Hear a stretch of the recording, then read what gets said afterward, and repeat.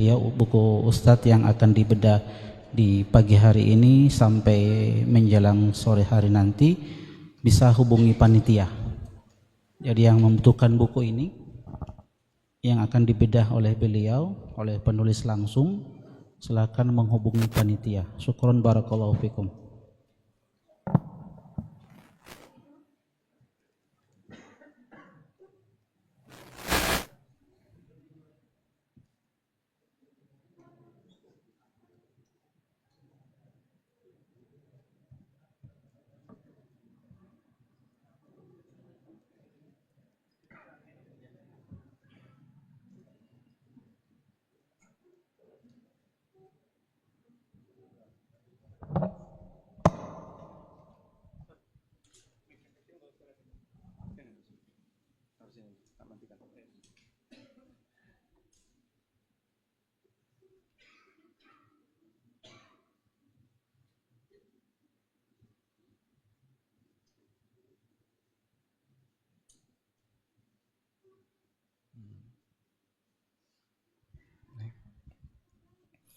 Baik, alhamdulillah semuanya sudah siap ya. Bismillah. Sekarang kita langsung ke materi. Pengantar fikih jual beli dan harta haram. Itulah judul bukunya. Fikih jual beli dalam bahasa Arab disebut dengan fiqhul buyu'. Jual beli disebut dengan al-buyu'. Buyu' itu bentuk jamak dari kata bai'un. Bentuk jamak dari kata bai'un. Kenapa disebut bai'un? Dari kata ba'un. Ba'un itu artinya apa? Ba'un, depa. Satu depa, jarak antara ujung jari tengah sampai ke ketiak, ini namanya satu depa. Namanya dalam bahasa Arab ba'un. Karena orang yang bertransaksi, dia menjulurkan depanya dalam rangka untuk menyerahkan sesuatu atau mengambil sesuatu. Anda bedakan dua hal ini. Ada fikih muamalah dan ada fikih jual beli. Bedanya apa? Bedanya apa? Apa bedanya antara muamalah dengan jual beli? Muamalah jual beli itu salah satu di antara praktek muamalah. Sehingga kalau kita membahas fikih jual beli, ini salah satu di antara praktek muamalah. Dah? Praktek muamalah banyak sekali. Ada transaksi jual beli, ada transaksi sewa, akad jasa, akad istisna, dan seterusnya. Namun dari sekian banyak akad yang dilakukan oleh manusia, yang dominan itu jual beli. Terlebih lagi dalam akad jual beli ini dasar utama orang kalau pengen belajar fikih muamalah yang lain. Sehingga kalau pengen belajar fikih muamalah dari nol, mulailah dari akad jual beli. Ada salah satu ikhwah di Jakarta ya, yang tanya ke saya, dan waktu itu buku ini belum terbit. Ada nggak sih buku tentang fikih jual beli dari nol? Dimulai dari pengertian, kemudian macam-macam, pembagian dan seterusnya. Lalu saya merasa kayaknya yang berbahasa Indonesia belum ada. Akhirnya saya berusaha untuk nulis buku ini. Dulunya tipis ya, kemudian kita buat lebih tebal, jadilah seperti buku yang saat ini ada di hadapan Bapak Ibu sekalian. Baik, selanjutnya, kenapa kita perlu belajar fikih jual beli? Kenapa kita perlu belajar tentang fikih muamalah? Bagian dari realita akhir zaman yang pernah disabdakan oleh Nabi SAW. Rasulullah SAW pernah mengatakan, la ya'tiyanna 'alan nasi zamanun la yubalil mar'u ma akhadha min. Akan datang satu zaman di tengah umat manusia di mana mereka tidak peduli dari mana mengambil harta. Amin halalin amin haram. Apakah dari yang halal ataukah dari yang haram. Rasulullah SAW menyebutkan ini realita akhir zaman. Keberadaan realita akhir zaman yang hadis ini diriwayatkan oleh Bukhari menunjukkan bahwasanya kesadaran orang terkait halal haram di akhir zaman itu semakin hilang. Kenapa?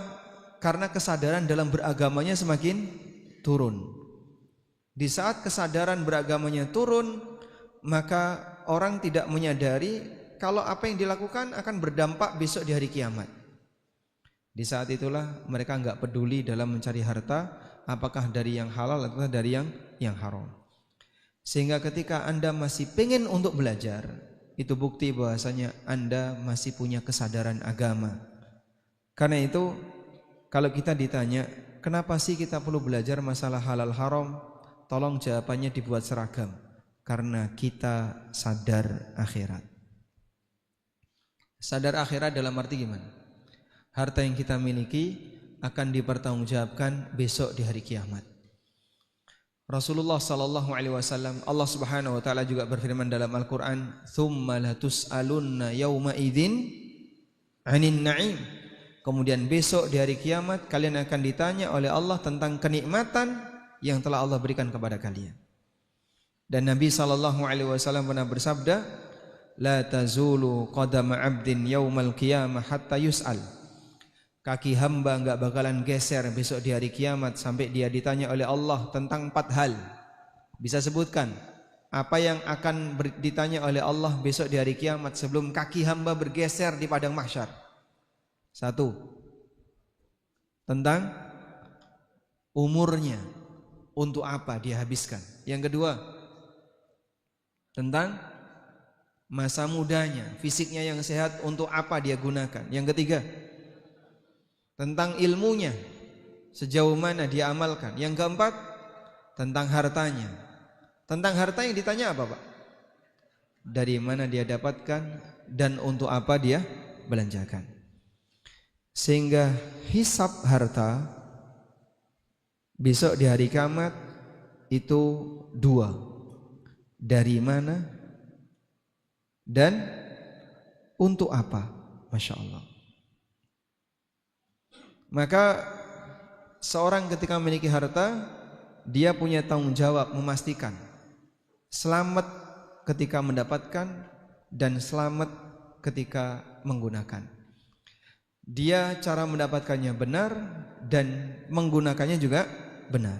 Di saat itulah hisab harta bagi dia lulus. Dah? Dan itu diawali dari mana? Ini diawali dari belajar. Kalau orang tidak belajar, mana tahu dia mana yang halal, mana yang haram? Dari mana dia tahu ini harta yang boleh diambil atau tidak? Sehingga setiap muslim harus belajar untuk bisa memastikan apakah harta yang dia miliki adalah harta halal ataukah harta haram. Baik, insyaallah latar belakang ini dipahami ya. Kita lanjutkan. Berikutnya kita beralih ke aktivitas manusia. Sebelum kita masuk kepada masalah jual beli, kita akan memperkenalkan tentang aktivitas manusia. Aktivitas manusia secara umum bisa kita bagi menjadi 2. Pertama, aktivitas dunia. Yang kedua, aktivitas agama. Kita ulang ya, bahwa aktivitas manusia ada 2. Yang pertama apa? Aktivitas duniawi. Yang kedua, aktivitas agama atau ukhrawi. Sudah? Untuk aktivitas duniawi, contohnya apa, Pak? Jual beli, akad A, akad B, itu semuanya aktivitas dunia. Sudah? Untuk aktivitas agama, contohnya apa? Contoh aktivitas agama. Contohnya ibadah, urusan akidah, itu aktivitas agama. Baik, sekarang kita lihat. Kalau kita lihat dari tujuan, ya. Apa tujuan manusia melakukan aktivitas agama? Bapak sholat tujuannya apa? Dapat pahala. Kalau dapat pahala untuk apa?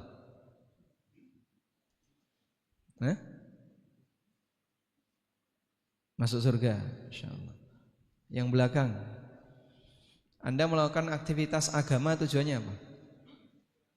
Nyari bidadari? Nanti dong, belum sampai sana ya. Baik. Jadi apa tujuan orang melakukan aktivitas agama? Karena dia ingin bahagia di akhirat. Ya, kita tahu tujuannya adalah agar bisa bahagia di mana? Di akhirat. Saya pengen besok di akhirat bisa bahagia. Nah, kalau kamu pengen bahagia, maka lakukanlah aktivitas agama. Baik, pertanyaan selanjutnya. Ada enggak manusia yang tahu akhirat? Coba di antara teman-teman di sini yang tahu akhirat, angkat tangan. Boleh pulang duluan. Ada? Enggak ada. Manusia siapapun dia enggak tahu akhirat. Buta akhirat. Dan dia juga enggak tahu bagaimana cara berbahagia di akhirat. Maka di sini tolong kita jadikan ini prinsip. Manusia tidak tahu akhirat. Dan manusia juga tidak tahu bagaimana cara berbahagia di akhirat. Sehingga kita nggak tahu akhirat dan kita juga nggak tahu gimana caranya untuk bisa mendapatkan kebahagiaan di akhirat. Maka satu-satunya cara agar kita sukses di akhirat adalah ikuti yang paham akhirat. Siapa itu? Orang yang dapat wahyu, Nabi SAW. Nah, karena itulah ketika seseorang ingin mendapatkan kebahagiaan di akhirat, kuncinya satu. Kamu ikuti manusia yang dapat wahyu, yaitu Rasulullah SAW. Sehingga dari sini kita mendapatkan arahan yang namanya ibadah, ikuti Nabi SAW. Karena manusia nggak boleh berkreasi di situ. Karena tidak tahu, maka jangan berkreasi. Bagaimana Anda akan berkreasi sementara Anda nggak tahu? Misalnya, saya akan membuat satu cara ibadah tertentu yang ini akan membuat saya dapat 100 bidadari. Kamu tahunya dari mana? Karena manusia nggak tahu akhirat dan dia juga nggak tahu bagaimana cara berbahagia di akhirat. Maka semua tindakan kreasi dalam urusan beragama itu semuanya adalah tindakan yang tidak dibenarkan. Nah, alasan logikanya gimana? Kamu kan nggak ngerti akhirat. Kamu juga nggak tahu gimana cara berbahagia di akhirat. Kenapa kok coba-coba berani berkreasi? Oleh karena itu, orang beribadah tanpa panduan, orang beribadah tanpa panduan, ada dua kemungkinan. Satu, hasil kreasi. Yang kedua, hasil hadis palsu. Dan dua-duanya punya harapan. Nanti kalau beribadah ini, harapannya ini. Punya ibadah ini, nanti kamu dapat ini. Yang terjadi apa? Zong. Kok bisa Pak zong? Nah, kamu taunya dari mana? Sementara Nabi SAW tidak pernah menjanjikan itu. Makanya kalau pengen jadi korban hadis palsu ya silahkan.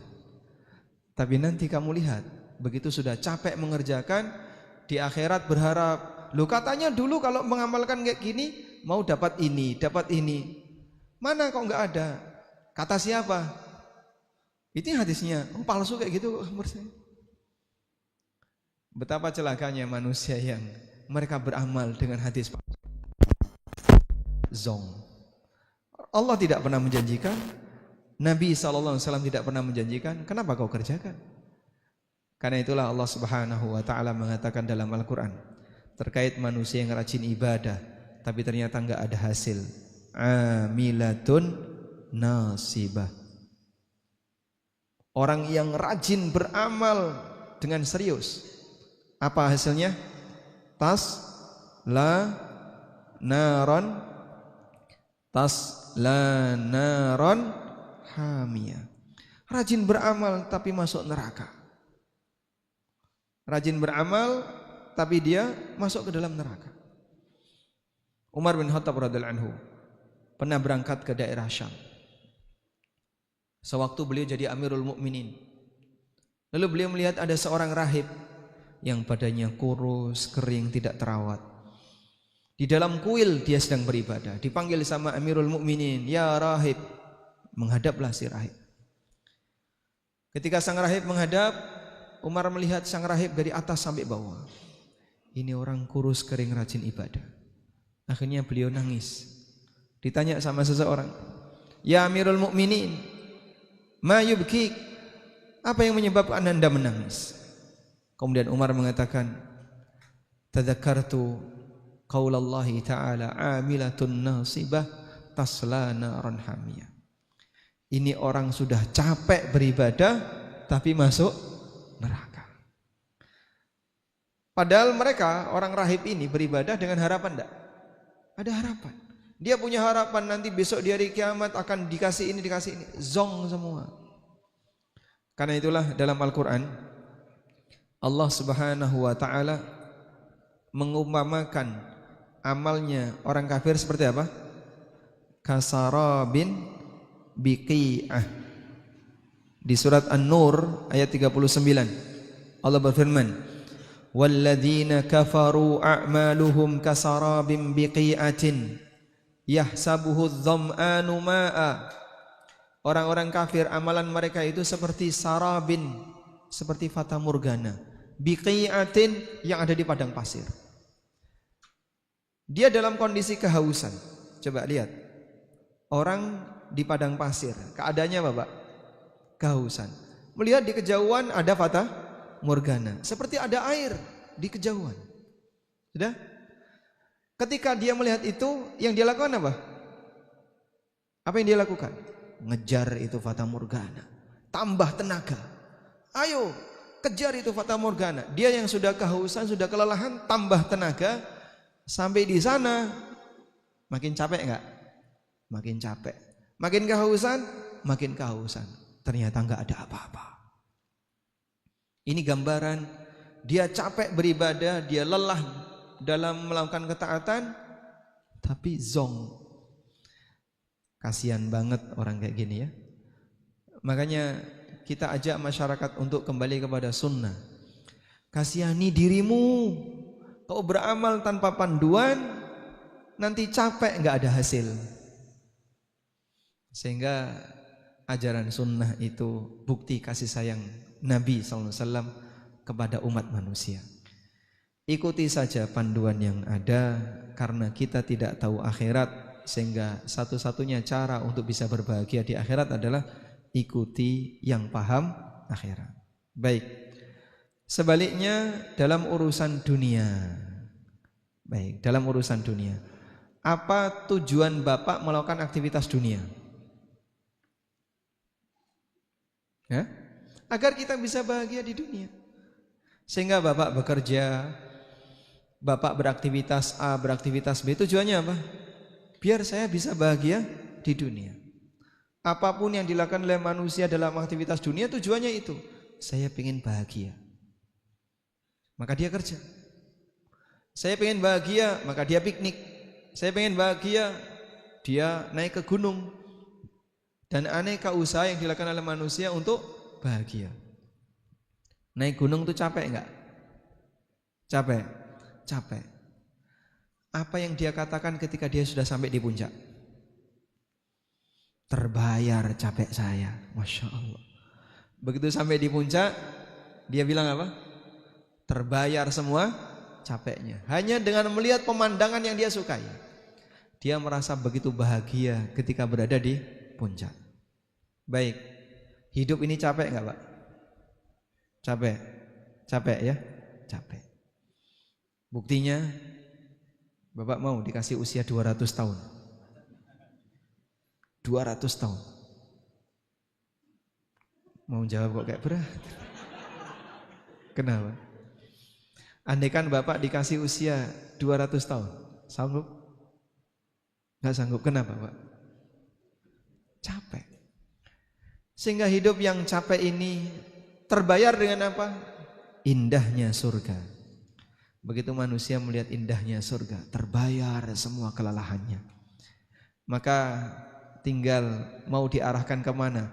Capek untuk surga ataukah capek untuk neraka? Baik. Selanjutnya, urusan dunia berarti tujuannya agar kita bisa bahagia di dunia. Ya, sebagaimana urusan akhirat agar kita bisa berbahagia di akhirat. Pertanyaannya, kebahagiaan di dunia itu bisa enggak dipelajari oleh manusia? Bisa? Bisa. Kenapa? Karena manusia bisa mengalaminya. Bahkan orang kafir ngerti. Gimana caranya biar hidup nyaman? Orang kafir tahu. Mereka ciptakan teknologi untuk membantu aktivitasnya agar mereka bisa hidup bahagia. Bahkan mungkin bisa jadi orang kafir lebih pinter cara berbahagia daripada orang muslim. Karena orang kafir surganya dunia. Sedangkan orang mukmin dunia itu ibarat penjara. Nabi SAW bersabda, "Ad-dunya sijnul mu'min wa jannatul kafir." Dunia itu penjara bagi mukmin dan surganya orang kafir. Sudah? Selanjutnya, karena aktivitas dunia ini manusia bisa mengukur, bisa mempelajari sendiri, maka untuk urusan dunia Nabi SAW memberikan kebebasan bagi manusia untuk berkreasi. Kalau dalam urusan dunia silahkan kalian berkreasi sesuka yang kalian inginkan. Yang penting tidak melanggar aturan. Paham ya? Nah, maka dari sinilah para ulama membuat kaidah. Ini kaidahnya. Dalam urusan ibadah, hukum asalnya dilarang kecuali ada dalil yang mensyariatkan. Kok bisa, Pak? Ibadah kok dilarang? Artinya kamu jangan berkreasi. Kalau nggak ada perintah, nggak ada dalil, jangan lakukan. Gampang ya? Karena kamu tidak tahu akhirat dan kamu tidak tahu bagaimana cara berbahagia di akhirat, maka satu-satunya cara ya ikuti yang paham akhirat. Sebaliknya dalam masalah muamalah, para ulama memberikan kaidah hukum asalnya boleh kecuali jika ada dalil yang melarang. Itu kaidahnya. Jangan dibalik. Ibadah kreatif, muamalah enggak kreatif. Lucu. Dalam urusan ibadah dia kreatif. Buat cara ibadah baru. Tapi giliran masalah muamalah dia gaptek, kalah dengan yang lain. No. Katanya mau jadi muslim yang progresif. Ya meskipun sah-sah saja kalau orang tidak tahu teknologi tertentu. Tapi yang penting dalam urusan ibadah jangan kreatif. Insyaallah. Baik, sampai di sini insyaallah paham ya. Nah, selanjutnya ada sebuah hadis Nabi SAW. Beliau pernah bersabda, "Antum a'lamu bi amri dunyakum." Kalian lebih ngerti tentang urusan dunia kalian. Nah, di sini kalimatnya. Qala Rasulullah sallallahu alaihi wasallam, "Antum a'lamu bi amri dunyakum." Kalian lebih ngerti tentang urusan dunia kalian. Hadis riwayat Muslim, Ahmad dan yang lainnya dari sahabat Anas bin Malik. Coba lihat ini ya. Bedakan kalimat berikut ini. Bedakan. Atau sebelumnya ini dulu. Kalian lebih ngerti urusan dunia kalian. Nah ini tadi bukti bahwa dalam masalah dunia Rasulullah SAW ngasih kebebasan. Silakan berkreasi, kalian lebih ngerti. Sudah? Sebab urusan Nabi sallallahu alaihi wasallam itu apa? Agama. Urusan Nabi sallallahu alaihi wasallam itu agama. Sementara untuk urusan dunia itu bukan urusan Nabi sallallahu alaihi wasallam. Manusia silahkan diberi kebebasan untuk berkreasi. Sudah ya? Maka kalau ada hadis dari Aisyah radhiyallahu anha yang ma'ruf, man ahdatsa fi amrina hadza. Man ahdatsa fi amrina hadza. Siapa yang membuat satu yang baru fi amrina, dalam urusanku ini. Urusan beliau apa?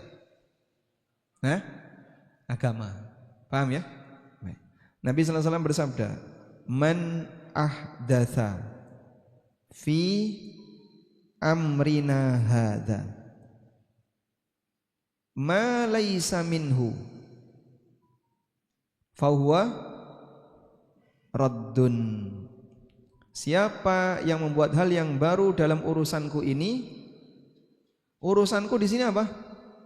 Agama. Hal baru dalam masalah agama itu tidak boleh. Loh, berarti kalau gitu Pak, kita haji pakai onta. Jangan pakai Toyota. Baik, tunggu dulu ya. Teknologi tidak menyempurnakan agama. Karena agama itu sudah sempurna. Sejak turunnya firman Allah Ta'ala, al-yawma akmaltu lakum dinakum. Pada waktu Nabi SAW di Arafah. Baik. Sehingga kalau kita ditanya tentang peran teknologi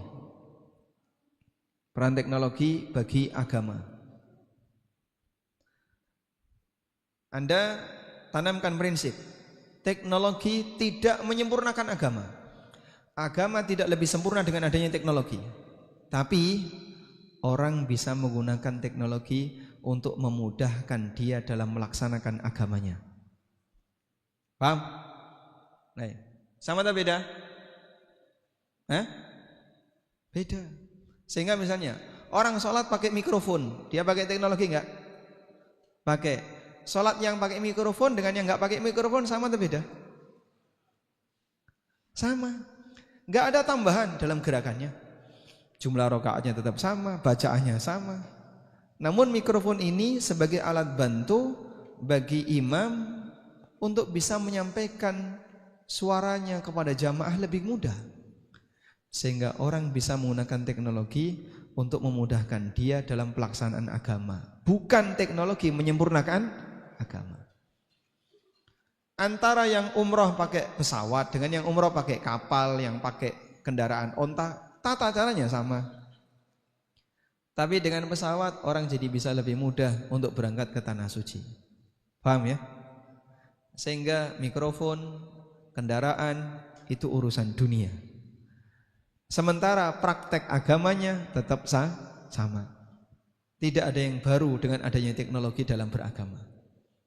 Cukup jelas? Alhamdulillah.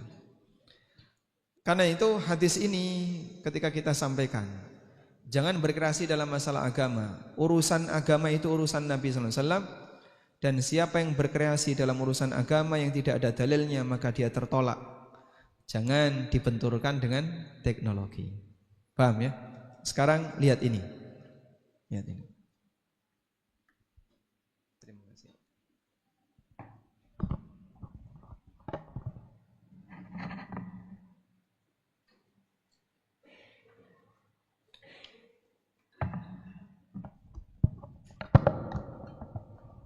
Baik.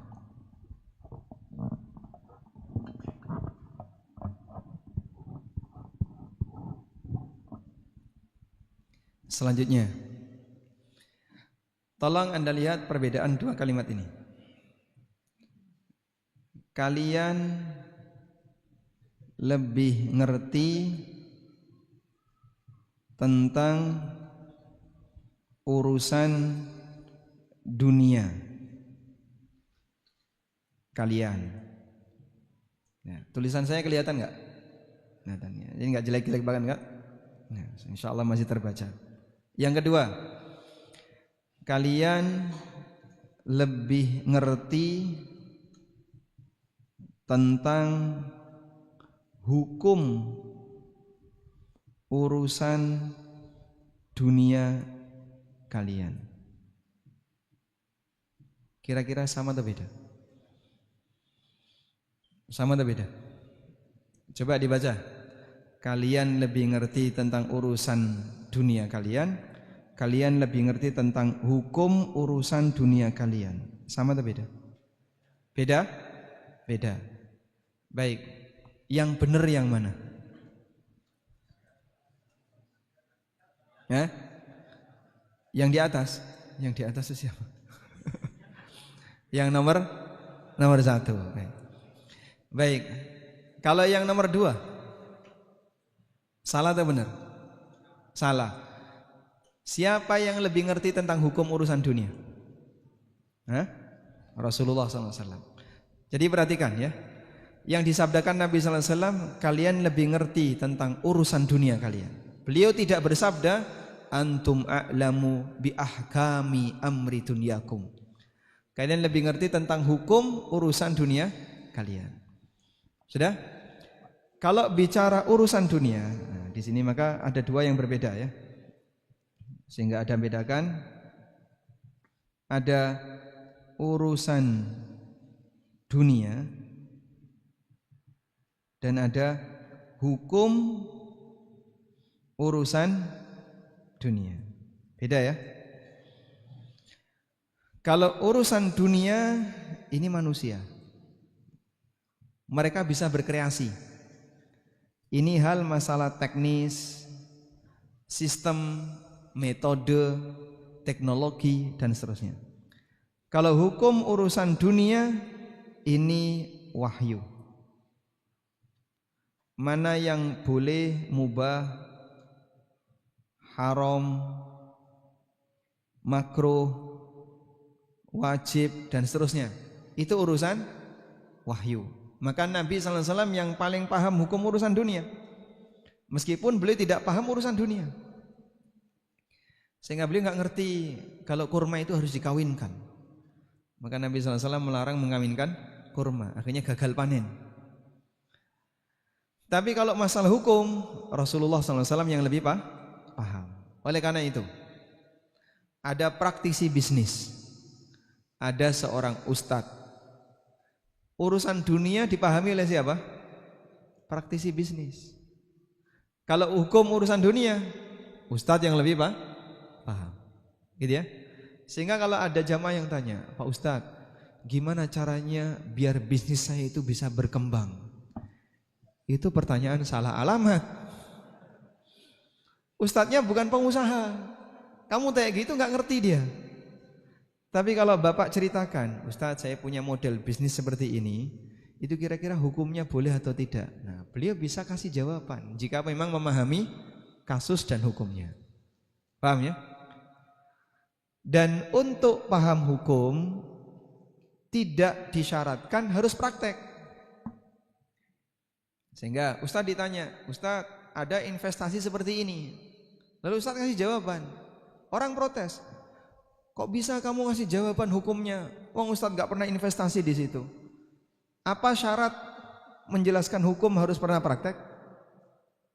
Ya? Tidak. Sehingga misalnya Ustadz ditanya, Ustadz, khamr itu halal atau haram?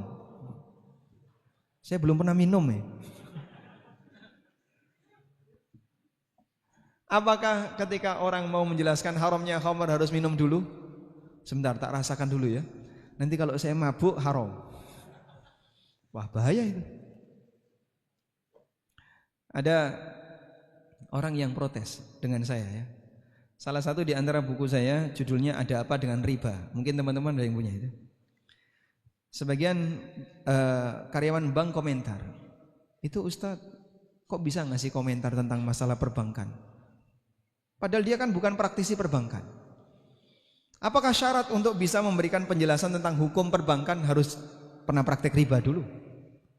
Saya harus jadi karyawan bank dulu, baru kemudian boleh bicara tentang masalah dunia perbankan. Ngawur itu orang. Sehingga komentar seperti ini menunjukkan dia nggak ngerti perbedaan antara urusan dunia dengan hukum urusan dunia. Sebagaimana Anda sepakat untuk bisa menilai ini makanan yang halal atau haram, nggak perlu terus Makan dulu, dicicipi dulu. Kalau ustadznya mati, nah itu baru haram. Karena beracun. Kalau ustadznya mabuk, haram. Kenapa? Karena memabukkan. Enggak seperti itu ya. Paham insyaallah? Nah, itulah karena perbedaan antara urusan dunia dengan hukum urusan dunia, dua hal yang berbeda. Baik, kita lanjutkan. Berikutnya, setelah kita paham tentang tadi, kita sekarang masuk ke fikih jual beli. Jadi tadi itu tentang pengantar aktivitas. Tentang fikih jual beli. Pertama, kita awali terlebih dahulu dari pembagian jual beli. Pembagian jual beli ada 3. Pertama, dilihat dari alat tukarnya. Nanti ada ujian enggak? Ada ujiannya ya? Kalau ada ujiannya, soal ujian sesuai materi. Tapi nanti antum ketakutan. Pertama, dilihat dari alat tukarnya. Transaksi jual beli dibagi menjadi 3. Tukar menukar uang dengan barang, barang dengan barang, uang dengan uang. Tukar menukar barang dengan barang disebut bai' muqayyadah. Anda nyebutnya apa? Barter. Ya. Paham kan transaksi barter? Barang ditukar dengan barang. Sudah? Baik. Kasus. Studi kasus ya. Jual beli kucing. Apa hukumnya? Apa hukum jual beli kucing? Haram? Baik, Anda mengambil pendapat haram. Baik. Ada orang yang punya kucing bagus. Dia rawat dari kecil sampai gede. Tetangganya pengen memilikinya. Sudah? Terus dia bilang, boleh enggak saya beli? Oh enggak boleh, jual beli kucing haram. Lah terus gimana?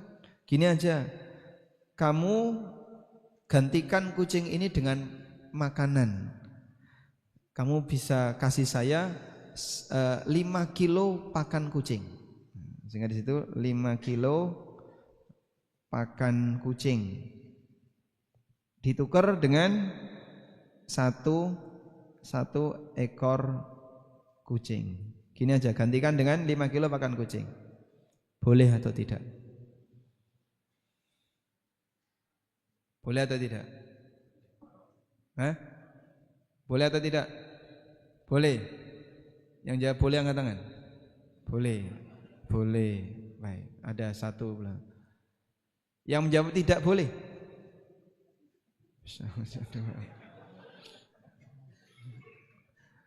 Kenapa boleh? Kenapa boleh? Menurut Bapak boleh atau tidak, Mas? Boleh atau tidak? Boleh. Kenapa boleh?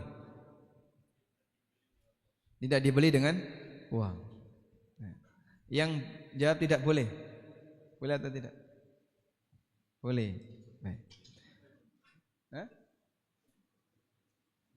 Anda beralasan ini kan tidak dengan uang, tapi dengan barang. Pertanyaannya, kalau seperti ini namanya apa? Jual beli juga. Ini kan jual beli, tapi apa? Barter. Namanya jual beli muqayyadah. Apa bedanya antara uang dengan pakan kucing?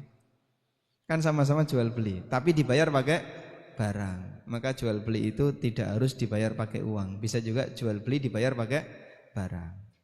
Cukup jelas? Alhamdulillah. Nah, pertanyaan selanjutnya.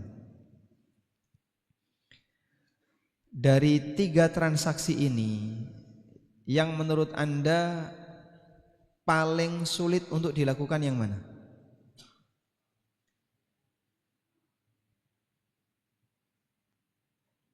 Satu, 2, 3. Yang paling sulit dilakukan yang mana? 3. Uang dengan uang. Berarti kenapa uang dengan uang paling sulit? Gimana? Gak bisa?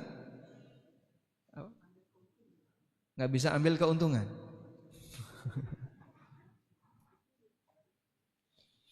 Mana yang paling sulit dilakukan dari 3 ini?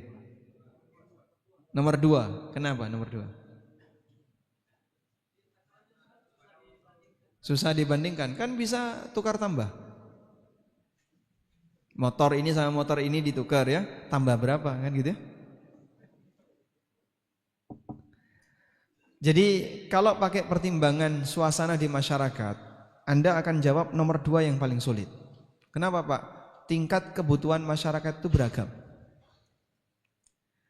Dulu di masa silam ya, barter itu paling banyak.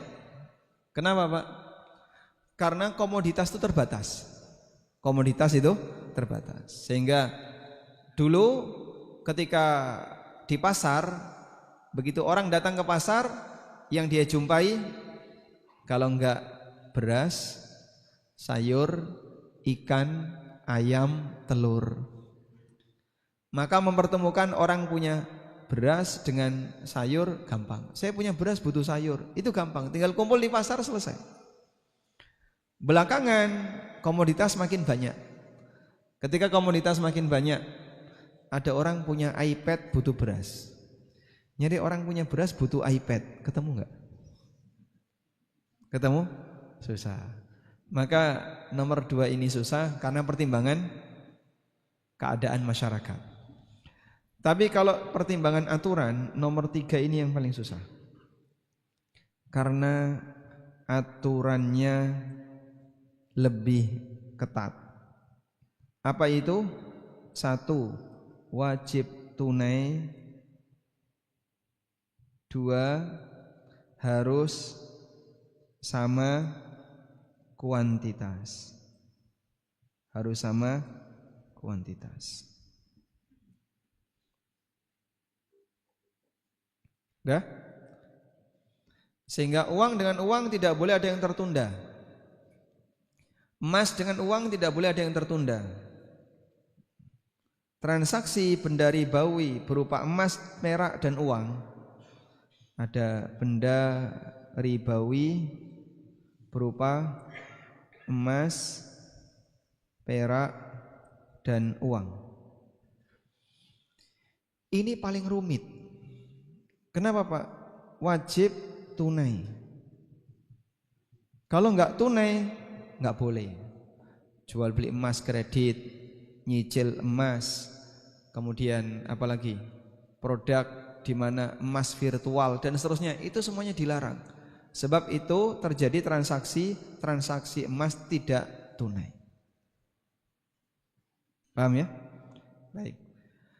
Ada orang punya uang 100.000, mau ditukar dengan seperti ini, 100.000 ditukar dengan 50 plus 30.000 plus 20.000.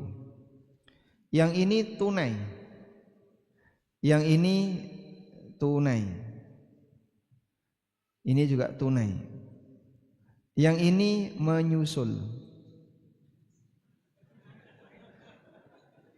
Ya, adanya baru 80. Saya mau tukar 100.000. Nah ini adanya baru 80. Ada enggak apa-apa lah. Sini yang 80 nih 100. Nanti yang 20 menyusul ya. Boleh enggak ini? Riba. Ini riba nasi'ah. Pedagang sering kayak gini Pak. Padahal ini masuk riba nasi'ah. Karena uang dengan uang wajib tunai. Baik. Oh, itu efek ya. Kajian yang memberikan efek ternyata beberapa praktik di masyarakat mereka nggak tahu. Makanya waspada dengan yang namanya riba. Salah satunya adalah ketika orang itu tidak tahu. Sehingga dulu Amirul Mukminin Umar bin Khattab radhiyallahu anhu, beliau datang ke pasar Madinah, lalu para pedagang dicek satu-satu, ditanya, ngerti enggak tentang riba? Kalau enggak, disuruh keluar dari pasar. La yabi'u fi suqina illa man tafaqqaha. Tidak boleh berdagang di pasar kami kecuali yang paham fikihnya. Ya. Mau dipraktekkan kayak gitu? Itu ada berapa lapak di sana? Ada berapa penjual di sebelah sana? Banyak ya? Nanti boleh saya tanya satu-satu? Yang bisa jawab bertahan, yang nggak bisa jawab tutup nanti sore. Sanggup insya Allah? Masya Allah. Masyarakat kita belum siap yang seperti itu. Padahal jamaah dulu seperti ini jadi standar. Orang kalau pengen dagang harus paham tentang fikih muamalah. Dan standar itu hilang. Baik, kita lanjutkan ya. Sekarang kita lihat di sini. Dilihat dari ketersediaan barang dan uang. Jual beli dibagi 4. Sama-sama tunai, uang tunai, barang tunai. Hukumnya boleh. Yang kedua, uang tunai, barang tertunda. Disebut jual beli salam. Yang ketiga, uang tertunda, barang tunai. Disebut jual beli kredit. 1, 2, 3 ulama sepakat boleh dan pernah terjadi di zaman Nabi Sallallahu Alaihi Wasallam. Nah, ada yang keempat, uang tertunda, barang tertunda. Dalam arti pemilik belum memiliki. Jual beli seperti ini disebut jual beli utang dengan utang atau baik kalik bil kalik. Nah, untuk yang keempat ini ulama sepakat hukumnya haram. Ulama sepakat hukumnya haram.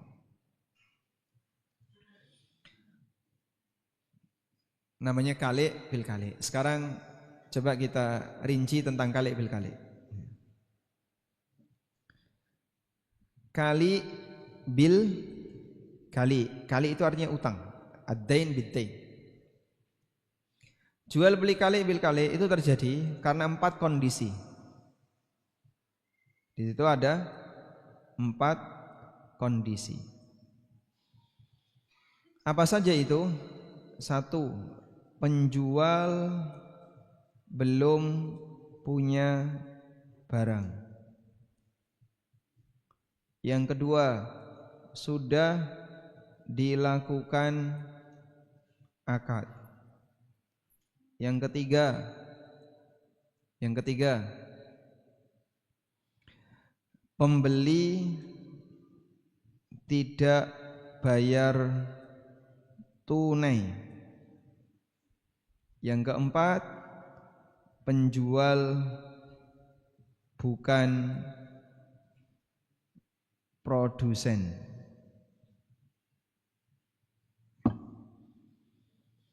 Kalau 4 ini terjadi, maka transaksi itu disebut kalik bil kalik. Baik, contoh ya. Di buku ada. Nanti kalau misalnya Anda punya buku ya nggak perlu nyatet ini. Cuman biar gampang menjelaskan, ya. Nanti fokus di depan aja. Contoh, si A tidak punya barang, tidak punya motor misalnya. Si B pengen beli motor kepada si A. Sudah? Kamu pengen motor apa? Saya pengen motor seperti ini. Motor merek Panasonic. Dah? Roda 3 dengan spek seperti ini. Oh, lagi kosong, enggak ada. Ya sudah, saya nunggu berapa lama? Sebulan. Bayar DP dulu sih, B. DP 10%. Harganya misalnya 50 juta. Dia bayar DP 5 juta. Baik. Nanti sisanya dibayar setelah motornya datang. Akhirnya setelah dapat DP, si A nyari motor itu. Dapatlah. Setelah dapat, kemudian B bayari sisanya 45 juta. Motor diserahkan. Praktek ini namanya kalik bil kalik. Karena A belum punya barang, B sudah dilakukan akad, makanya ada bayar DP. Nah, di sini ada DP. Kemudian C pembayaran tidak tunai dan si A bukan produsen. Dia cuma beli motor dari luar. Praktek itu namanya kalik bil kalik. Bisa dipahami? Alhamdulillah. Sudah? Kita lanjutkan. Nah, jual beli kalik bil kalik ini tidak diperkenankan. Maka Anda kalau belum memiliki barang, jangan menjual. Sebab syarat untuk boleh menjual adalah Anda harus punya barang. Selanjutnya, dilihat dari cara menentukan harga. Jual beli ada dua, ada musawamah dan ada amanah. Apa itu jual beli musawamah? Transaksi di mana penjual tidak menyebutkan harga modal. Boleh nggak kayak gini, Pak? Boleh? Penjual tidak menyebutkan harga modal. Boleh? Itu yang umum kita lakukan. Sehingga Anda datang misalnya ke lapak-lapak sebelah, terus beli minuman, berapa? 10.000. Modalmu berapa? Nah. Tanya seperti itu sopan nggak? Hah? Kita sepakat nggak sopan. Mas jangan tanya kayak gitu, nggak sopan. Lah modalmu berapa? 1.000. Sakit hati dia. Masa modal 1.000 dijual 10.000? Nah, makanya kamu jangan tanya, nanti tak. Kalau tak jawab kamu sakit hati. Nah. Yang kedua jual beli amanah. Jual beli amanah itu penjual menyebutkan harga modal. Nah, jual beli amanah ada 3. Murabahah, wadi'ah, tauliyah. Murabahah, wadi'ah, tauliyah. Baik. Murabahah itu apa, Pak? Jual beli amanah di mana penjual minta untung. Misal ya, saya beli HP ini kemarin 3 juta. Kamu kalau mau gantiin aja lah 4 juta. Saya minta untung berapa? 1. Boleh ini? Boleh. Namanya murabahah. Namanya jual beli murabahah. Yang kedua, jual beli wadi'ah. Saya jual lebih murah. Ini kemarin saya beli 5 juta. Saya udah bosen, gantiin aja lah 3 juta. Namanya apa? Wadi'ah. Tauliyah berarti dijual dengan harga yang sama. Saya beli 5 juta, kamu gantiin 5 juta. Semua transaksi ini boleh. Ya? Pertanyaannya, apa yang Anda tahu tentang murabahah? Oh, murabahah itu ya jual beli kredit di bank syariah. Salah ya. Bukan syarat murabahah harus kredit. Murabahah boleh juga tunai. Murabahah itu jual beli di mana penjual minta untung. Tapi dia terus terang, kemarin kami beli sekian, kami jual ke Bapak dengan harga yang lebih mahal. Hukumnya boleh. Baik kredit maupun tunai. Yang penting penjual minta untung. Nah, sampai di sini paham? Baik. Sekarang lihat ini. Kenapa ini disebut sebagai jual beli amanah? Karena penjual mendapatkan amanah untuk secara jujur menyebutkan harga modal. Maka transaksinya disebut transaksi amanah. Sebab dia mendapatkan amanah untuk secara jujur menceritakan harga modal. Berikutnya, lihat ini. Jual beli amanah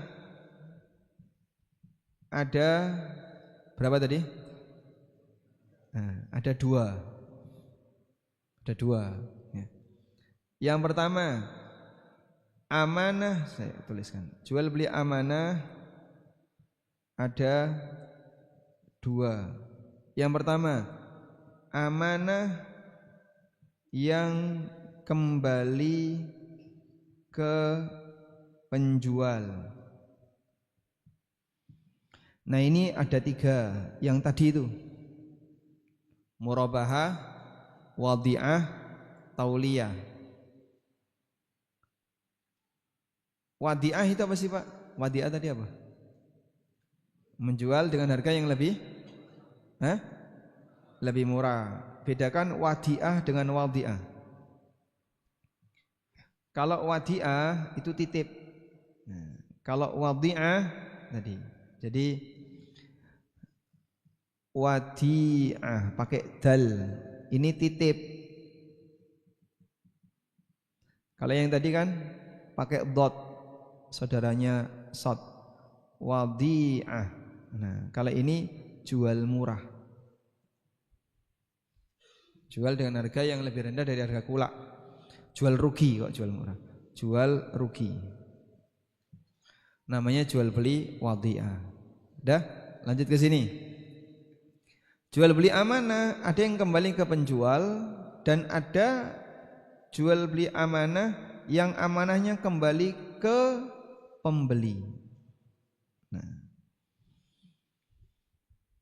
jual beli amanah yang amanahnya kembali ke pembeli itu contohnya kayak gini. Seorang mahasiswa dia butuh uang untuk bayar SPP. Lalu dia bawa laptopnya ke Pak Haji. Pak Haji, saya butuh uang 5 juta. Ini laptop 10 juta. Saya jual laptop ini ke Pak Haji 5 juta saja. Padahal harga hasilnya berapa? 10. Dengan syarat. Syaratnya apa? Nanti kalau saya bisa mengembalikan 5 juta ke Pak Haji, tolong laptop dikembalikan. Ya. Berarti di situ pembeli mendapatkan amanah untuk mengembalikan barang jika penjual bisa mengembalikan uang. Paham misalnya? Jual beli seperti ini disebut dengan bai' al-wafa. Jual beli al-wafa.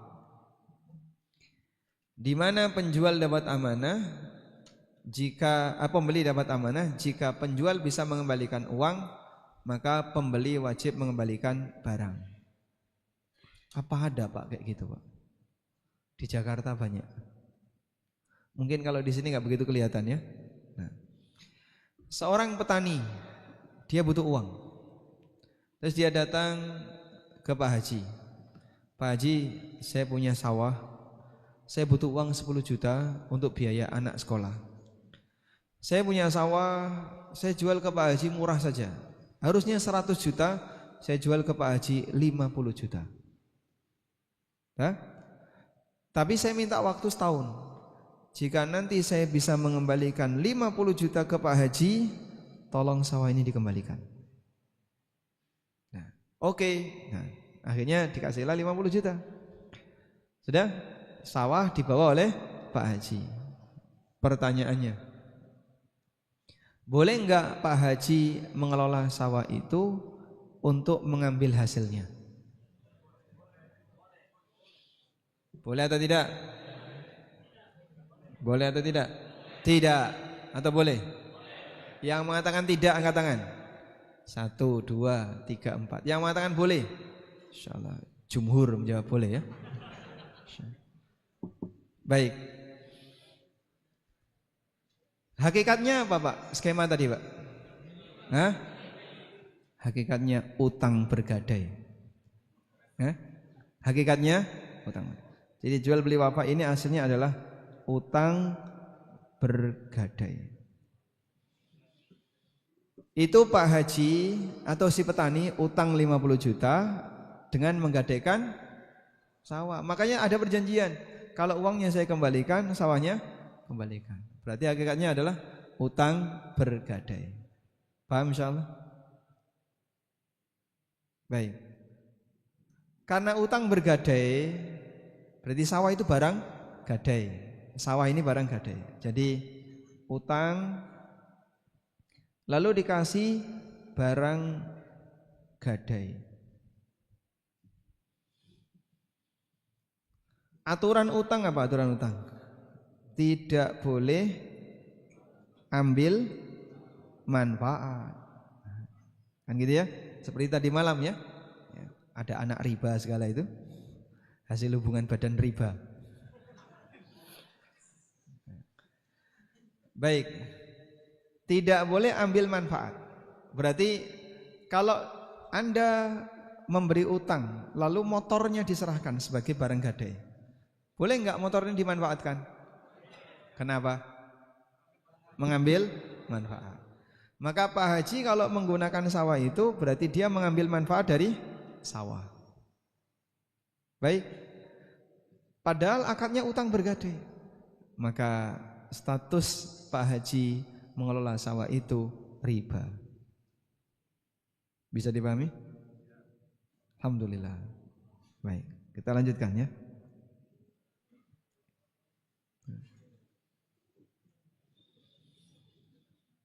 Berikutnya kita beralih ke rukun jual beli. Nah, setelah ini nanti break dulu. Setelah ini break.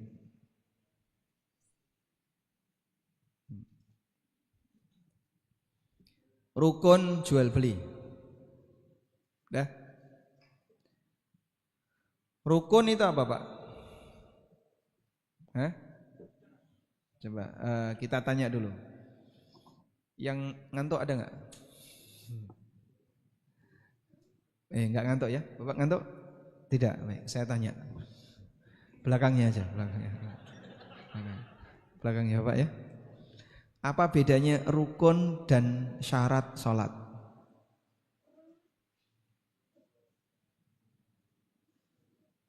Gimana Pak? Kalau rukun, kalau ditinggalkan tidak sah sholatnya. Kalau syarat, sah sholatnya. Sholat tidak memenuhi syarat itu sah. Baik, belakangnya lagi. Apa bedanya rukun dan syarat?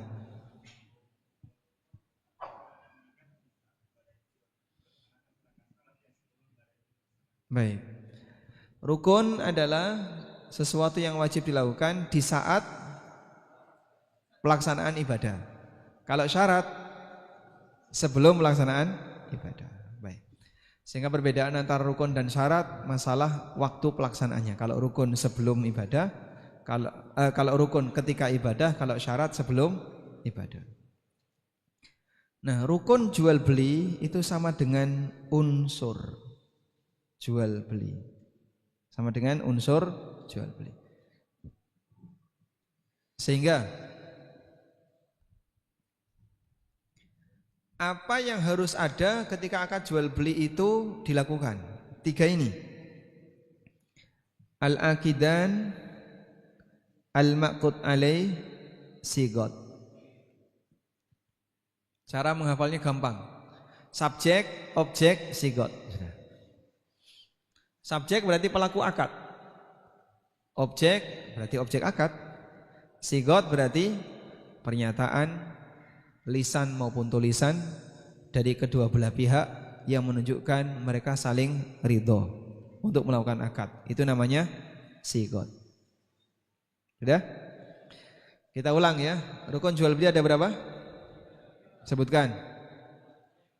Objek, objek, sigot. Subjek itu apa? Pelaku akad. Kalau objek, nah objek ada 2, uang dan barang, alat tukarnya dan yang ditransaksikan. Bisa barang dengan barang boleh, uang dengan barang juga boleh.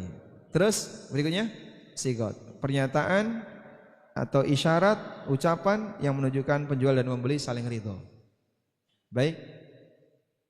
Berikutnya sigot akad itu ada 2. Pertama, sigot yang dinyatakan.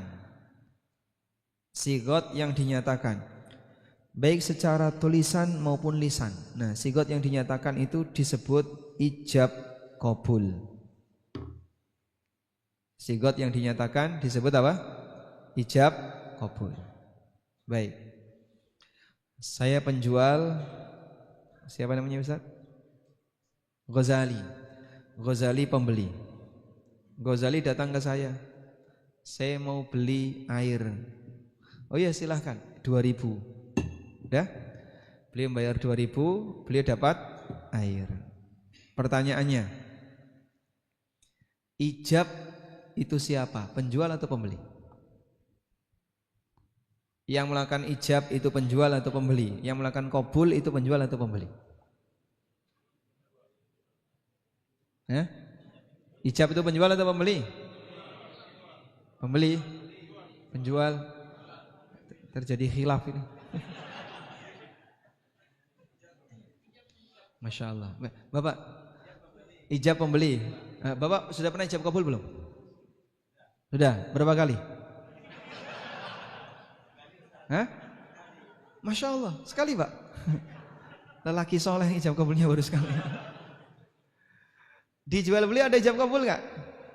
Ada. Baik, pertanyaan. Bapak sudah ijab kabul? Sudah ijab kabul? Belum. Belakangnya? Sudah. Baik.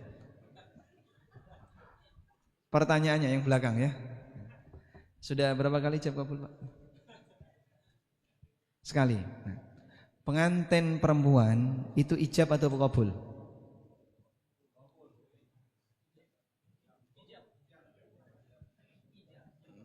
Pengantin perempuan itu ijab atau kabul? Kabul. Ijab. Ijab. Benar? Apa? Ijab itu yang pertama mengucapkan. Yang kedua, Masya Allah. Pengantin perempuan tidak ijab dan tidak kabul.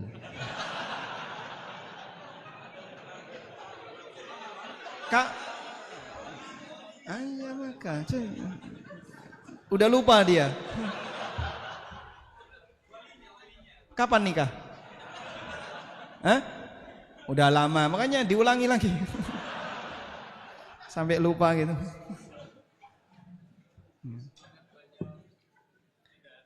Yang melakukan ijab siapa? Walinya. Pengantin perempuan di kamar sudah. Dia nggak ikutan. Baik. Lanjut di sini ya. Jadi penjual atau pembeli yang ijab? Penjual.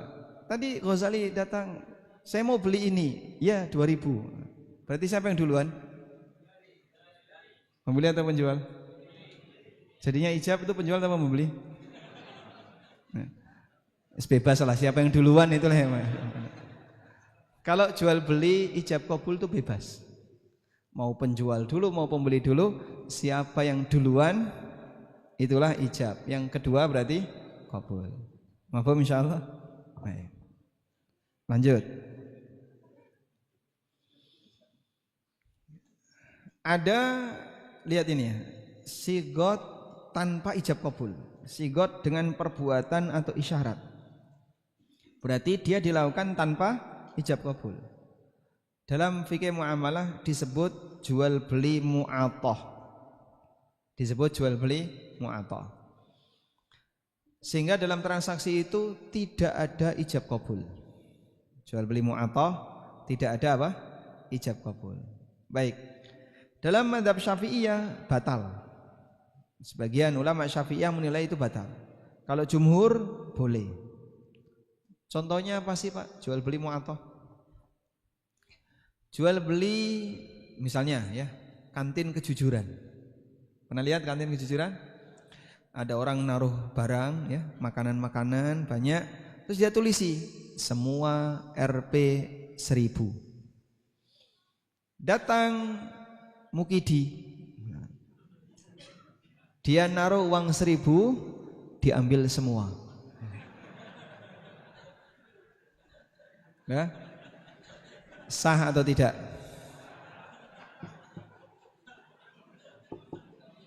Transaksi ini sah atau tidak? Kenapa enggak sah?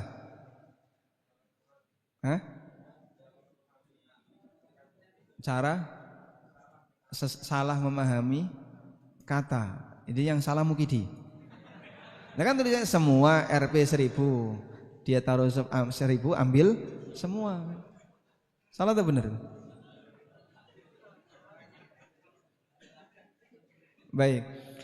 Dah, dia naruh 1000, ambil 1. Ini halal atau haram transaksi ini? Halal? Nah, saya tanya lagi ya. Ada orang jualan minuman pakai vending mesin, tahu vending mesin? Showcase itu ya. Masukkan uang 10.000, pencet gambar minuman, keluar minuman. Sudah? Pertanyaannya, penjualnya ada atau tidak?